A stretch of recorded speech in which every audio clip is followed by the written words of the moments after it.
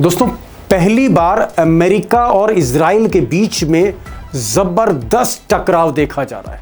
हाल यह है कि डोनाल्ड ट्रंप ने नेतन्याहू को वार्निंग दी है, चेतावनी दी है कि वो अपने दायरे में रहें वरना उनके लिए मुश्किल होगी। दरअसल ट्रंप इसलिए नेतन्याहू से नाराज हैं या यूं कहें उनका गुस्सा 7वें आसमान पर है क्योंकि मिस्टर नेतन्याहू की एक बड़ी साजिश बेपर्दा हो गई अमेरिका के आगे, और यहीं से ये जो टकराव है और तेज़ होने लगा।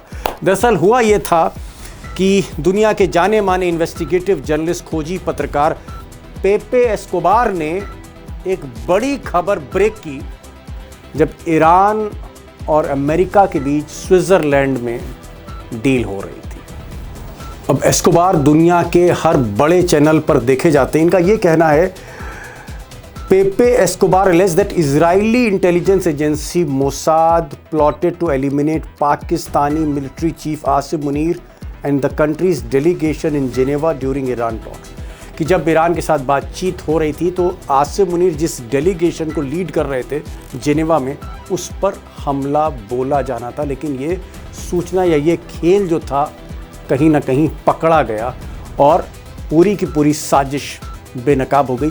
ये पेपे एस्कोबार दावा कर रहे हैं। अब एक्सपर्ट्स का कहना है कि ये हमला इसलिए किया जा रहा था पाकिस्तानी डेलीगेशन पर ताकि ईरान और अमेरिका की जो बातचीत हो रही है, जो डील हो रही है, इसको तोड़ा जा सके। और इस डील के तोड़ने के पीछे नेतन्याहू का ही मकसद था। नेतन्याहू को पहले दिन से ये डील पसंद नहीं थी। वो बार बार ऐसा कुछ कर रहे थे, चाहे वो लेबनान में युद्ध कर रहे हों या ट्रंप पर प्रेशर डाल रहे हों या इजराइल लॉबी जो है अमेरिका पे प्रेशर डाल रही हो, वो इस डील के खिलाफ थे और नहीं चाहते थे कि ईरान और अमेरिका के बीच में समझौता हो जाए। अब नेतन्याहू का ये जो खेल था ट्रंप को इसलिए बुरा लगा क्योंकि जनरल आसिम मुनीर ट्रंप के ही आदमी हैं। एक तरह से कुछ लोग उनको ट्रंप का इन्फॉर्मर तक कहते हैं कि जो कुछ ट्रंप ईरान को कहलाना चाहते हैं वो आसिम मुनीर के थ्रू ही कहते हैं। तो जाहिर तौर पे अगर कोई अपना आदमी है और उस पर हमला जो है इजराइल कर रहा है तो बुरा तो लगेगा ट्रंप को, और ट्रंप को जब बुरा लगता है तो वो और भी ज़्यादा भला बुरा कहते हैं। उन्होंने तो यहाँ तक कह दिया नेतन्याहू को कि नेतन्याहू गलत आदमी है और अगर मैं साथ ना देता, मैं दखल ना देता अगर ईरान युद्ध में, तो ना सिर्फ नेतन्याहू तबाह होते बल्कि इजराइल तबाह हो जाता। ईरान इजराइल को तबाह कर देता। और ये बात उन्होंने एक टीवी चैनल पर भी बोल दी। They would have blown up Israel. If it weren't for me, Israel would not exist today. उधर नेतन्याहू भी ट्रंप से बहुत खफा चल रहे हैं, एक तरह से झगड़ा ही आप कह लीजिए, और ट्रंप को हर मौके पर नीचा दिखाने की कोशिश नेतन्याहू कर रहे हैं। और मैं कह रहा हूँ ये पहली बार हो रहा है। कुछ ही समय पहले नेतन्याहू ने यहाँ तक कह दिया कि उन्होंने ट्रंप से कोई ऑर्डर नहीं लिया। ये जो ईरान का युद्ध था दरअसल ये मेरी चॉइस थी, मैंने ही इस युद्ध को इनिशिएट किया है। मैंने सिर्फ ट्रंप को बताया था कि हम हमला करने जा रहे हैं, हमने ट्रंप से कोई आदेश नहीं लिया। यानी नेतन्याहू ये कहना चाह रहे हैं कि जो भी फैसला करते हैं वो खुद करते हैं, ट्रंप की परवाह नहीं करते। अब दोस्तों, कहाँ तो नेतन्याहू साहब और ट्रंप साहब मिलकर युद्ध कर रहे थे, ईरान से मोर्चा ले रहे थे, और कहाँ दोनों में ही लड़ाई हो गई। जाहिर तौर पर इसका लाभ 100% लाभ फ़ायदा अब ईरान को मिल रहा है। अगर हम देखें तो ईरान की सिर्फ एक जीत नहीं हुई है, 3 बड़ी जीत ईरान के खाते में गई हैं। मिसाल के तौर पर ईरान ने भी कोशिश पिछले 30-35 वर्षों से लगातार की, लेकिन इजराइल को वो आइसोलेट नहीं कर पाया। पहली बार मुस्तफा खामनेई के नेतृत्व में ईरान ने आज इजराइल को पूरी तरह अलग थलग कर दिया, पूरी तरह आइसोलेट कर दिया आज की तारीख में। यहाँ तक कि अमेरिका से संबंध खराब हो गए। पूरे यूरोप में इजराइल के अगेंस्ट एक माहौल है, खासकर जो स्कैंडिनेवियन कंट्रीज़ हैं, फिनलैंड, स्वीडन, नॉर्वे वगैरह, वो तो तलाश कर रही हैं कि किसी तरह से नेतन्याहू हमारी ज़मीन पर आए, हमारे ऊपर से एयर स्पेस यूज़ करें तो हम अरेस्ट कर लेंगे। तो एक तरह से चाहे वो मिडिल ईस्ट हो, चाहे वो एशिया हो, चाहे वो यूरोप हो, चाहे वो यूएस हो, नेतन्याहू और इजराइल आइसोलेट हो गए।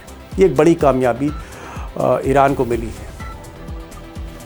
कामयाबी नंबर 2, जीत नंबर 2। ईरान अब मध्य एशिया की सुपर पावर है। और सुपर पावर मैं इसलिए कह रहा हूँ कि टर्की भी अब बात मान रहा है। टर्की जो एक तरह से बड़ी सैन्य शक्ति मानी जाती है, नाटो मेंबर है, वो भी अब ईरान के आगे झुका हुआ है। जितनी भी इस्लामिक कंट्रीज़ हैं, चाहे वो सुन्नी हो चाहे शिया हो, सब के सब ईरान की सदारत को एक तरह से औपचारिक तौर पे मान रहे हैं। और नंबर 3, जो मिसाइल पावर है, आज ही पेजेश्कियान जो प्रेसिडेंट है ईरान के, उन्होंने कहा है कि हमारी जो मिसाइल ताकत है, अगर ये ताकत हमारे पास ना होती तो हम ये करिश्मा ना कर पाते।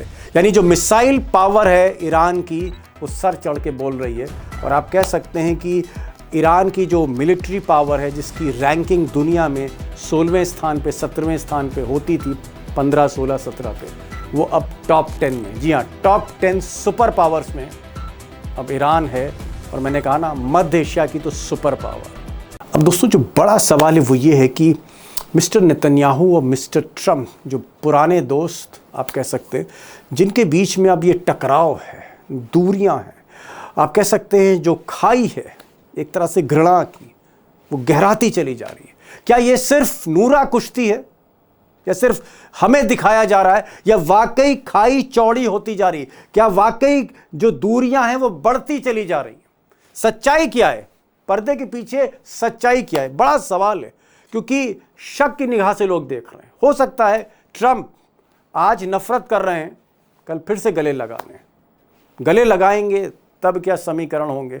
और ये अगर नफरत ऐसे ही रहती है तो फिर एडवांटेज किसका है? फिर मिडिल ईस्ट में आगे क्या होने जा रहा है? बाकी जो मुस्लिम कंट्रीज हैं, सुन्नी मुस्लिम कंट्रीज हैं, वो क्या सोच रही हैं? खासकर सऊदी अरब, एक बड़ा पावर, एक जायंट पावर, पैसे के मामले में, ताकत के मामले में, इन्फ्लुएंस के मामले में, सऊदी अरब, यूएई, कतर, कुवैत, बहरीन, ये क्या सोच रहे हैं? टर्की क्या सोच रहा है? इजिप्ट क्या सोच रहा है? जॉर्डन क्या सोच रहा है? बहुत सी ऐसी चीज़ें हैं जो मुझे लगता है कि शेप अप करेंगी मिडिल ईस्ट को आने वाले समय में, और बहुत हद तक जो दुनिया का वर्ल्ड ऑर्डर इसी पे बदलेगा। इसी को लेकर मैंने आज अमरीश मिश्रा साहब को फिर से बुलाया अपने प्रोग्राम में। हालांकि वो ईरान जाने वाले हैं और शायद वहाँ पर इमाम खामनाई का जो फ्यूनरल है कुछ ही दिन में, वहाँ वो जाएंगे। लेकिन मैंने उनसे कहा कि आप पहले कुछ चीज़ें क्लियर करिए कि ये नूरा कुश्ती है, ये दिखावा है ट्रंप और नेतन्याहू के बीच में, या वाकई खेल गड़बड़ा रहा है। अमरीश भाई, एक चीज़ मैं जानना चाह रहा था, आप तो पूरी जड़ तक इस पूरे मामले को देख रहे हैं। क्या वाकई ट्रंप और नेतन्याहू में अब ज़बरदस्त अदावत है? इतनी अदावत है कि ट्रंप कह रहे हैं अगर मैं नहीं हस्तक्षेप करता तो ईरान जो है बखियां उधेड़ देता, उड़ा देता इजराइल को। और नेतन्याहू कह रहे हैं, ताज़ा बयान कुछ देर पहले का, नेतन्याहू कह रहे हैं कि मैंने कोई आदेश नहीं लिए थे मिस्टर ट्रंप से, बल्कि ट्रंप को मैंने बता दिया था कि मैं ईरान पर हमला करना जा रहा हूं। यानी ट्रंप की मुझे इतनी परवाह नहीं है। ये जो झगड़ा हो रहा है, खासकर आसिम मुनीर पर जो हमला मोसाद करने जा रहा था, उसके बाद ये झगड़ा और बढ़ गया है। क्या आपको लगता है कि नेतन्याहू पूरी तरह से उनके अब हाथ पांव कट चुके हैं, पूरी तरह से कमजोर हो चुके हैं, आइसोलेट हो चुके हैं, खेल खत्म हो चुका है नेतन्याहू का? देखिए दीपक जी, नेतन्याहू और उनके खास मित्रों की ये बहुत बड़ी हार है। ओह, और इसमें जो नेतन्याहू ने जो एक आइडियोलॉजी लेके चला था कि शिया सुन्नी दोनों को हम निपटाएंगे, वो फेल हो। ईरान ने उसको हरा दिया। वो जो कोशिश कर रहा है कि जो भी मीडिएट कर रहे हैं सुन्नी मुल्क, कतर, पाकिस्तान, इन पे हमला करो, ये बिल्कुल क्या कहें इसको, पागलपन की लाइन है। ये कहां से, इसको अमेरिका कैसे एक्सेप्ट कर सकता है, जो कि पाकिस्तान का एलाई है, कतर का एलाई है, तमाम देशों का एलाई है। जेडी वैंस अभी स्विट्जरलैंड में थे, क्या उनके सामने जो पेपे एस्कोबार ने रेवलेशन किया, क्या उनके रहते मोसाद मार देता आसिम मुनीर को? मतलब ये तो ऐसी बात हो गई कि मतलब दुनिया में कुछ है ही नहीं इजराइल के सिवा। इजराइल को ये गलतफहमी हो गई। नहीं, लेकिन मुझे एक चीज बताइए कि क्यों क्यों जो है वो नेतन्याहू चाह रहे थे, क्योंकि जो नेतन्याहू चाहेंगे वही मोसाद उनकी खुफिया एजेंसी चाहेगी। मोसाद स्विट्जरलैंड में जहां ये बातचीत हो रही थी ईरान के बीच में और अमेरिका के बीच में, वहां पर वो आसिम मुनीर या पाकिस्तान पर हमला क्यों करना चाह रहे थे? मोसाद आसिम मुनीर पर हमला करके उसको हासिल क्या होता? इस पे दीपक जी देखिए, मैंने आपको पहले भी इस मंच पे मैंने कहा है, मोसाद के पास कैपेबिलिटी है, वो ऐसा एक ही चीज उसके पास है, असैसिनेशन करने की कैपेबिलिटी। अब यहां पर इजराइल की चिड़ यह है कि ईरान के खिलाफ कुछ कर नहीं सकता इजराइल, लेबनान से उसको विड्रॉ करना है। अब बचा क्या उसके पास? गाजा में ऑलरेडी ट्रूस चल रहा है, वेस्ट बैंक को एनेक्स करेगा, ये करेगा, तो उसमें तो सुन्नी मुल्कों से सीधे बढ़ेगा वो। तो उसने पाकिस्तान को एक असैसिनेट करके, एक तो ये जो ईरान से समझौता अमेरिका का चल रहा है, इसको डिरेल कर दो, ओहो ओहो इसको खत्म कर ओहो, दो, सैबोटाज करो इसको। सबोटाज कर दो। और अभी शहीद इमाम खामनेई का फ्यूनरल होने जा रहा है, उसके पहले ही कर दो, तो उसके ओके, बाद फिर अब एक दोनों तरह से झेले, मतलब फिर से माहौल गर्म हो जाए। फिर से माहौल गर्म हो जाए, फिर से जंग हो जाए। यही तो इजराइल चाहता है। क्या आपको लग रहा है कि अगर मान लीजिए, अब तो खैर पाकिस्तान का भी रिएक्शन आ गया कि ऐसा कुछ नहीं था, और जब चीज़ें जो है वो विफल कर दी जाती तो ऐसे ही कहा जाता है, लेकिन खबरें इस तरह की भी आ रही हैं कि हमला तो करने का पूरा इरादा था, साजिश थी, विफल हो गया एक अलग बात है। अगर आसिम मुनीर पर या पाकिस्तान पर हमला होता मान लीजिए, तो क्या ये जो टॉक्स हैं ये वाकई सैबोटाज खत्म हो जाती वहीं पर? हमारे ख्याल से अगर ये हमला होता तो टॉक्स, सबोटाज तो बाद में होती। मुझे लगता है अमेरिका इजराइल में कोई बड़ा झगड़ा हो जाता जो किसी भी हद तक जा सकता था, किसी भी ओके, हद तक। जी हाँ, क्योंकि इस जी समय जो पूरी सिचुएशन है, ट्रंप को बस एक ट्रिगर चाहिए कि वो नेतन्याहू को की गर्दन पकड़ ले, ये वो चाह रहे। और जी जेडी वैंस उनका आदमी है, उनको जेडी वैंस को भेजा गया। जेडी वैंस के पीछे केवल ट्रंप नहीं है, पूरे अमेरिका का सिस्टम है, तो ये चाहता है कि ईरान के साथ किसी भी हाल में समझौता हो। तो आप जी। सोचिए अमेरिका के सिस्टम से नेतन्याहू भिड़ रहा है। एक चीज मैं और जानना चाहता, ट्रंप ने बकायदा कैमरे पर इंटरव्यू दिया है और उस इंटरव्यू में कहा है कि अगर मैं हस्तक्षेप नहीं करता, मैं दखल नहीं देता, तो ईरान अब तक इजराइल को उड़ा चुका होता। इसमें आपको लगता है कितनी सीरियसनेस है? क्या ईरान के पास कैपेबिलिटीज हैं इस तरह की कि वो इजराइल को खत्म कर सकता है पूरी तरह से? और अगर अमेरिका दखल ना दे, सिर्फ जो लड़ाई है वो ईरान वर्सेस इजराइल है, तो क्या वाकई इजराइल नक्शे से भी खत्म हो सकता है, जो ट्रंप इशारा कर रहे हैं? अगर ईरान वर्सेस इजराइल केवल होता तो जून 2025 में ही ईरान इस मामले को सुलझा देता। अमेरिका ने इसीलिए उस समय 3 ईरान की न्यूक्लियर साइट्स पे हमला किया था कि ईरान ना कर पाए, नहीं तो उसी समय ईरान मार देता। और वो ऐसी ऐसी सेंसिटिव जगह पे जो इस 40 दिन की जंग के दौरान 2026 वाली दिखाई पड़ा, दिमोना न्यूक्लियर प्लांट पे हमला किया, हाइफा पे हमला किया, तेल अवीव पे हमला किया, कुछ बचे ही नहीं इजराइल। तो इजराइल को तो खत्म कर ही देता ईरान। अमरीश भाई, एक चीज़ यहाँ पूछना चाह रहा था, क्योंकि आप ईरान जाते रहते हैं और फिर आप ईरान जाने वाले हैं, क्योंकि इमाम खामनेई का फ्यूनरल होना है, अंतिम यात्रा उनकी है। शायद उसमें मुस्तबा पहली बार आएंगे। पहले आपने खबर ब्रेक करी थी हमारे ही चैनल पे महीने भर पहले, मैं उस पर बाद में आऊँगा, लेकिन मैं एक चीज़ जानना चाह रहा हूँ कि आज की तारीख में अगर हम पूरे मिडिल ईस्ट को देखते हैं, सऊदी अरब भी इम्प्रूव कर रहा है, यूएई की भी जान में जान आ गई है, कतर भी सांस लेने लगा है, ओमान की भी छाती फूली हुई है, ईरान तो खैर इस वक्त बिग बॉस है ही। क्या नेतन्याहू बहुत कमजोर स्थिति में है? क्या नेतन्याहू का खेल खत्म हो चुका है? Inning is over now? अब कोई आपको दिख नहीं रहा ऐसा कुछ कि जहां फिर से बाउंस बैक नेतन्याहू कर पाए? Netanyahu is finished, it's o, over, बिल्कुल ओवर। इट्स ओवर, रीजन, खत्म। इसका कोई कारण? नहीं, कारण क्या? कारण ये है कि ईरान के साथ पूरी जंग हार गए अमेरिका तो फिर भी अपना कुछ इधर उधर करके निकल गया या बातचीत कर रहा है। इजराइल तो कहीं का नहीं रहा, और उसके बाद लेबनान छोड़ना पड़ रहा है। आज ये हालत है कि इजराइल लेबनान से विड्रॉ करने पे मजबूर किया जा रहा है, अमेरिका दबाव डाल रहा है, और ये 60 दिन की बातचीत ठीक ठाक चली तो विड्रॉ करना पड़ेगा लेबनान से। तब इजराइल के पास रह क्या जाएगा? ओके सारे तो जो उसके ग्रेटर इजराइल के सपने थे, जो ये कर देंगे, वेस्ट बैंक एनेक्स कर देंगे, ये कर देंगे, सब खत्म। एक चीज़ और यहाँ पर अमरीश भाई, क्योंकि बहुत कम लोग इस सवाल का जवाब दे पाएंगे। आप इजराइल में भी आपका नेटवर्क है, वहाँ कई ऐसे रिपोर्टर्स हैं, न्यूट्रल रिपोर्टर्स हैं जिनसे आपकी बातचीत होती रहती है।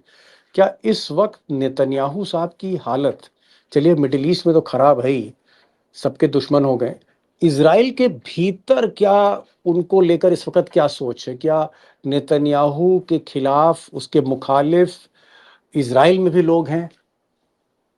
इजराइल में यह हालत है कि जनता तो खिलाफ है ही, जो ऑपोजिशन पार्टीज वो इस समय ओपिनियन पोल में आगे चल रही। और एक ऑपोजिशन लीडर, बड़ा फेमस नाम है, उसने यहां तक कह दिया है कि अब चाहे नेतन्याहू को स्टिक्स और स्टोन्स यानी पत्थर और डंडे से बाहर निकालना होगा तो हम निकालेंगे।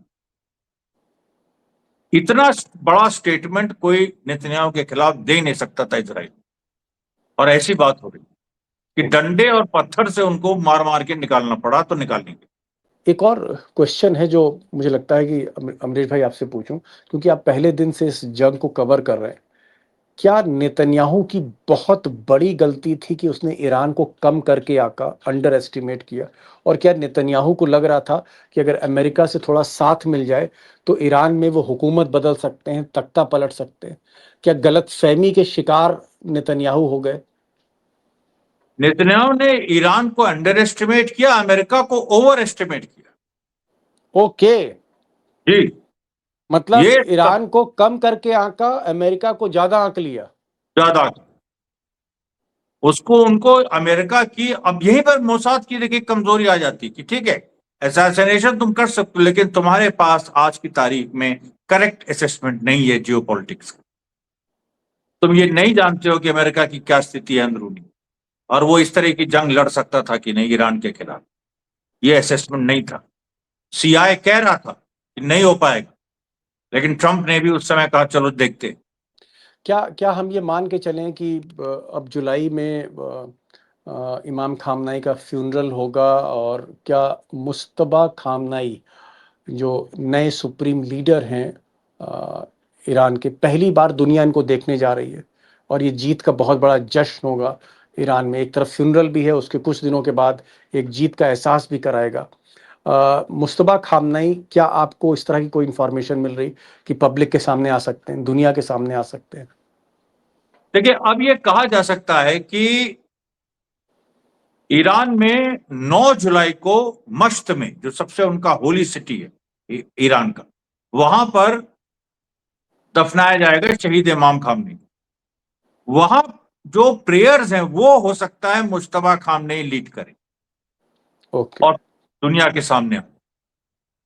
तो 6 जी, जुलाई को तेहरान में फ्यूनरल प्रोसेशन है, उसके बाद नजफ, करबला, इराक भी जाएगा, वहां पर हमको नहीं लगता। लेकिन 9 जुलाई ऐसी डेट है जब पूरी दुनिया ईरान की तरफ देखेगी, क्योंकि नया सुप्रीम लीडर उस दिन सामने आ सकता है। लास्ट फ्यूनरल प्रेयर होंगी वो 9 तारीख को, आप कह रहे हैं? हाँ, 9 तारीख लास्ट।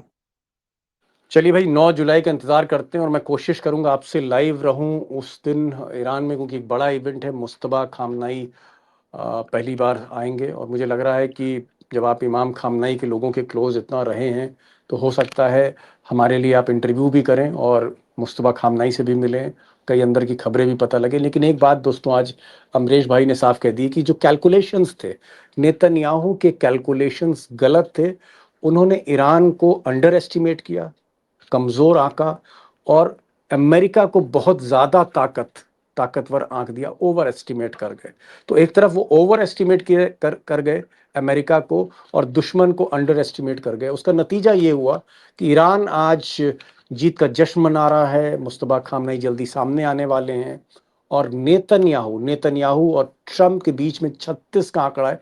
दूरियां तेजी से बढ़ रही हैं। एक बड़ी गलती मोसाद ये कर गई है नेतन्याहू की कि वो पाकिस्तान पर हमला करने जा रही थी टॉक्स को सबोटाज करने के लिए, और इसने कहीं ना कहीं और ज़्यादा दूरियां बढ़ा दी हैं, क्योंकि आसिम मुनीर एक तरह से आप कह सकते हैं उनके इन्फॉर्मर हैं, ट्रंप के बहुत करीब हैं, सारी खबरें मिलती हैं उनसे, और बहुत ज़्यादा गुस्से में। इसीलिए ट्रंप ने कहा है कि अगर मैं दखल ना देता तो ईरान कब का इजराइल को उड़ा चुका होता। बहरहाल देखते हैं क्या होता है, लेकिन एक चीज़ है कि मिडिल ईस्ट में अब डंका जो है वो मुस्तफा खामनाई का बज रहा है।